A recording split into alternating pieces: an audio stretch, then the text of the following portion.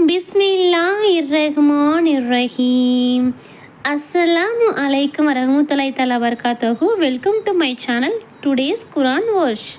இன்ஷா அல்லாஹ் நம்ம டெய்லி தமிழில் குரான் ஓத போகிறோம். நம்மள எத்தனை பேர் தமிழ் பொருளோட குரான் ஓதுறோம் அப்படிங்கிறது தெரியாது. தமிழ் அர்த்தத்தோட குரான் ஓதணும் அப்படின்னு நினைக்கிறவங்க இந்த வீடியோ ரொம்பவே யூஸ்ஃபுல்லாக இருக்கும். இன்ஷா அல்லாஹ் ஒரு 10 நிமிடம் நேரம் ஒதுக்கி இந்த குரான் வசனங்களை கேளுங்க. அல்லாஹ் உங்களுக்கும் எனக்கும் ரஹ்மத் செய்வானாக. இன்ஷா அல்லாஹ் டெய்லி தமிழ் குரான் இந்த சேனலில் அப்டேட் ஆகிட்டு இருக்கும். நம்மளுடைய சேனலை இப்போ தான் நீங்கள் ஃபஸ்ட் டைம் பார்க்குறீங்க அப்படின்னா மறக்காமல் சப்ஸ்கிரைப் பண்ணிவிட்டு பக்கத்தில் இருக்கிற பெல் ஐக்கானையுமே நீங்கள் ஆல் ஆப்ஷன் கொடுத்துக்கோங்க. அப்போ தான் நான் டெய்லி போடுற வீடியோஸ் எல்லாமே உங்களுக்கு நோட்டிஃபிகேஷனில் வரும். உங்களோட ஃப்ரெண்ட்ஸ் அண்ட் ஃபேமிலிக்குமே ஷேர் பண்ணுங்கள். இன்ஷா அல்லாஹ் இப்போ நம்ம பார்க்க போகிறது அத்தியாயம் 6 அல் அன்ஆம் 156லேருந்து பார்க்கலாம். லாஸ்ட் வீடியோ நீங்கள் பார்க்கல அப்படின்னா மேல் ஐகார்ட்லேயும் டிஸ்கிரிப்ஷனில் நான் கொடுக்குறேன், செக் பண்ணி பாருங்கள். இப்போ வாங்க கண்டினியூ பண்ணலாம். எங்களுக்கு முன் சென்ற யூத கிறிஸ்தவர்களாகிய இரு சாராருக்கே வேதம் அருளப்பட்டது. நாங்கள் அவர்களிடம் கற்பதை விட்டும் கவனமற்றோராக இருந்தோம் என்று நீங்கள் கூறாதிருப்பதற்காக, அல்லது எங்களுக்கு வேதம் அருளப்பட்டிருந்தால் நாங்கள் அவர்களை விட நேராள வழி பெற்றவர்களாக ஆகியிருப்போம் என்று கூறாதிருப்பதற்காக, உங்கள் இறைவனிடமிருந்து உங்களுக்கு தெளிவான ஆதாரமும் நேர்வழியும் அருளும் வந்துவிட்டது. அல்லாஹ்வின் வசனங்களை பொய் என கூறி அவற்றை புறக்கணித்தவனை விட பெரும் அநியாயக்காரன் யார்? நமது வசனங்களை புறக்கணித்தோருக்கு அவர்கள் புறக்கணித்து கொண்டிருந்ததால் கடும் வேதனையை கூலியாக கொடுப்போம். வானவர்கள் அவர்களிடம் வருவதையோ அல்லது உமது இறைவன் வருவதையோ அல்லது உமது இறைவனின் சில அடையாளங்கள் வருவதையோ தவிர வேறெதையும் அவர்கள் எதிர்பார்க்கிறார்களா? உமது இறைவனின் சில அடையாளங்கள் வரும் நாளில் அதற்கு முன்பே இறை நம்பிக்கை கொள்ளாமல் இருந்தவருக்கும் அல்லது தனது இறை நம்பிக்கையுடன் எந்த நன்மையும் செய்யாமல் இருந்தவருக்கும் அவனது இறை நம்பிக்கை பயனளிக்காது. நீங்கள் எதிர்பாருங்கள், நாங்களும் எதிர்பார்க்கின்றோம் என்று கூறுவீராக. யார் தமது மார்க்கத்தை பிரித்து பல பிரிவினராகி விட்டனாரோ அவர்களின் எந்த விஷயத்திலும் உமக்கு தொடர்பில்லை. அவர்களின் விஷயம் அல்லாஹ்விடமே இருக்கிறது. பின்னர் அவர்கள் செய்து கொண்டிருந்ததை அவன் அவர்களுக்கு அறிவிப்பான். யார் நன்மை செய்கிறாரோ அவருக்கு அதுபோல் 10 மடங்கு கூலி உண்டு. யார் தீமை செய்கிறாரோ அவர் அது போலவே தவிர கூலி கொடுக்கப்பட மாட்டார். அவர்கள் அநியாயம் செய்யப்பட மாட்டார்கள். எனது இறைவன் என்னை நேரான வழியில் செலுத்தியுள்ளான். அது நிலையான மார்க்கம், சத்திய நெறியில் நின்ற இப்ராஹிமின் மார்க்கம். அவர் இணை வைப்பவர்களில் இருக்கவில்லை என்று கூறுவீராக. எனது தொழுகையும் எனது வழிபாடுகளுக்கு எனது வாழ்வும் எனது மரணமும் அகிலங்களில் இறைவனாகிய அல்லாஹ்வுக்கே உரியவை. அவனுக்கு இணையாக யாரும் இல்லை. இவ்வாறே நான் ஏவப்பட்டுள்ளேன். கட்டுப்பட்டோரில் நான் முதன்மையானவன் என்று கூறுவீராக. அல்லாஹ்வையன்றி மற்றவரை இறைவனாக எடுத்துக்கொள்வேனா? அவனே அனைத்து பொருட்களுக்கும் இறைவன். ஒவ்வொருவரும் தனக்கு எதிராகவே தவிர பாவத்தை சம்பாதித்ததில்லை. ஒருவர் பிறரது சுமையை சுமக்க மாட்டார். பின்னர் உங்கள் இறைவனிடமே நீங்கள் திரும்பி செல்ல வேண்டியுள்ளது. நீங்கள் எதில் கருத்து வேறுபாடு கொண்டிருந்தீர்களோ அதை உங்களுக்கு அறிவிப்பான் என கூறுவீராக. அவனே உங்களை பூமியில் தலைமுறைகளாக ஆக்கினான். அவன் உங்களுக்கு வழங்கியதில் உங்களை சோதிப்பதற்காக உங்களில் சிலரை வேறு சிலரை விட பதவிகளில் உயர்வாக்கினான். உமது இறைவன் தண்டிப்பதில் விரைவானவன், மேலும் அவனை மன்னிப்பு மிக்கவன், நிகரில்லா அன்பாளன். அத்தியாயம் 7 அல் ஆரஃப். மொத்த வசனம் 206. அத்தியாயம் 7லிருந்து இப்போ தொடங்கலாம்.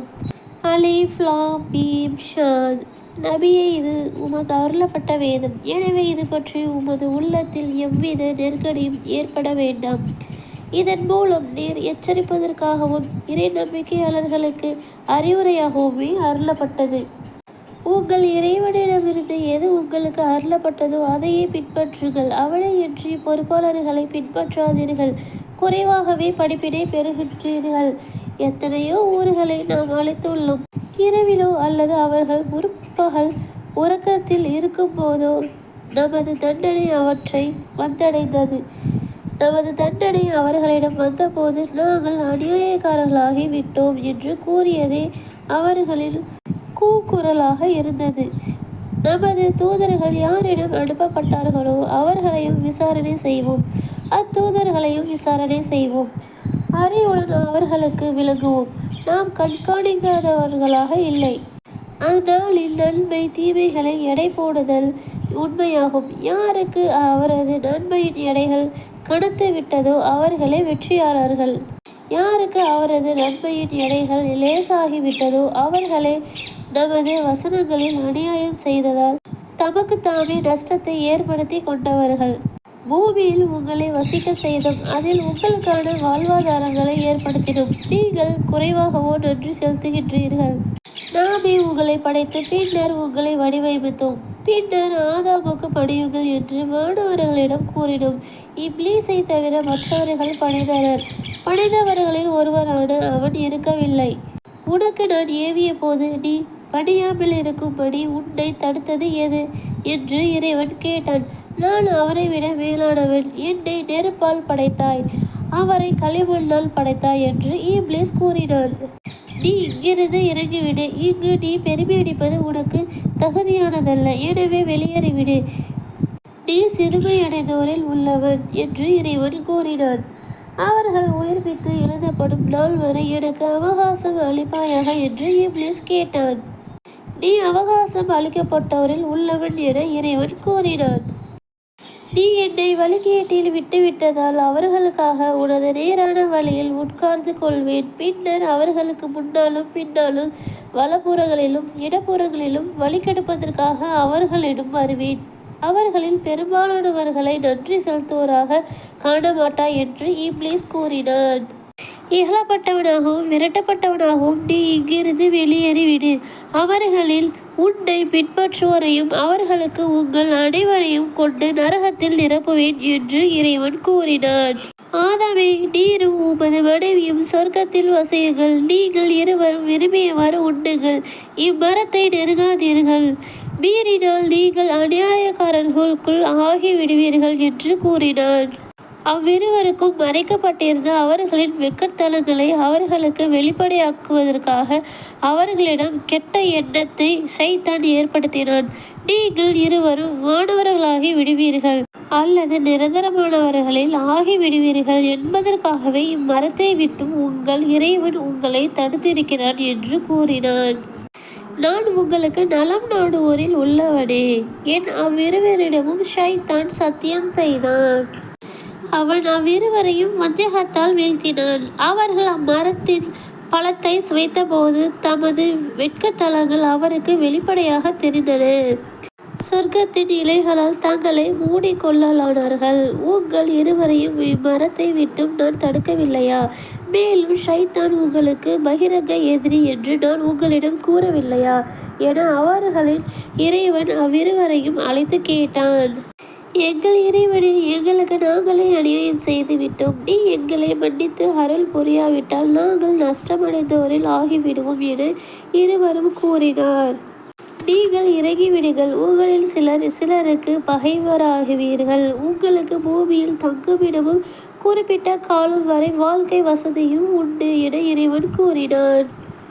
அங்குதான் வாழ்வீர்கள், அங்குதான் மரணம் அடைவீர்கள், அங்கிருந்து எழுப்பப்படுவீர்கள் என்றும் கூறினான். ஆதமுடைய மக்களே, உங்களுடைய வெட்கத்தலங்களை மறைக்கின்ற ஆடையையும் அலங்காரத்தையும் உங்களுக்காக அருளினோம். இறையச்சம் எனும் ஆடையே சிறந்தது. இது அல்லாஹ்வின் சான்றுகளில் உள்ளன. இதனால் அவர்கள் படிப்பினை பெறுவார்கள். ஆதமுடைய மக்களே, உங்கள் பெற்றோர் இருவரையும் சொர்க்கத்தில் இருந்து வெளியேற்றியது போல் ஷைத்தான் உங்களை சோதனைக்குள்ளாகி விட வேண்டாம். அவ்விருவரின் வெட்கத்தலங்களை அவர்களுக்கு காட்டுவதற்காக அவர்களின் ஆடைகளை அவர்களிடமிருந்து அகற்றினான். அவனும் அவனது இனத்தாரும் நீங்கள் அவர்களை காண முடியாத விதத்தில் உங்களை பார்க்கின்றனர். இறை நம்பிக்கை கொள்ளாதோருக்கு ஷைத்தான்களை நேசர்களாக ஆக்கியுள்ளோம். அவர்கள் ஏதேனும் மானக்கேடான காரியத்தை செய்தால் எங்கள் முன்னவரை இவ்வாறே நாங்கள் கண்டோம், அல்லாஹும் எங்களுக்கு இதை ஏவினான் என கூறுகின்றனர். மானக்கேடானவற்றை செய்யுமாறு அல்லாஹ் ஏவ மாட்டான். நீங்கள் அறியாதவற்றை அல்லாஹ்வின் மீது புனைந்து கூறுகின்றீர்களா என்று கேட்பீராக. எனது இறைவன் நீதியை கடைபிடிக்குமாறு ஆணையிட்டுள்ளான். ஒவ்வொரு தொழுமிடத்திலும் உங்கள் முகங்களை நேர்படுத்திக் கொள்ளுங்கள். வணக்கத்தை அவனுக்கே உரிதாக்கியவர்களாக அவனிடம் பிரார்த்தியுங்கள். உங்களை தொடக்கத்தில் அவன் படைத்தது போன்றே அவனிடம் மீள்வீர்கள் என்று கூறுவீராக. ஒரு பிரிவினருக்கு நேர்வழி காட்டினான், மற்றொரு பிரிவினர் மீது வழிகேடு உறுதியாகிவிட்டது. ஏனெனில் அவர்கள் அல்லாஹ்வை விடுத்து ஷைத்தான்களை பொறுப்பாளர்களாக எடுத்து கொண்டனர். தாங்களே நேர்வழி பெற்றோர் எனவும் நினைக்கின்றனர். இன்ஷா அல்லாஹ் இதனுடைய தொடர்ச்சி நாளைக்கு பார்க்கலாம். அஸ்ஸலாமு அலைக்கும் வரஹ்மத்துல்லாஹி தஆலா வபரகாத்துஹு.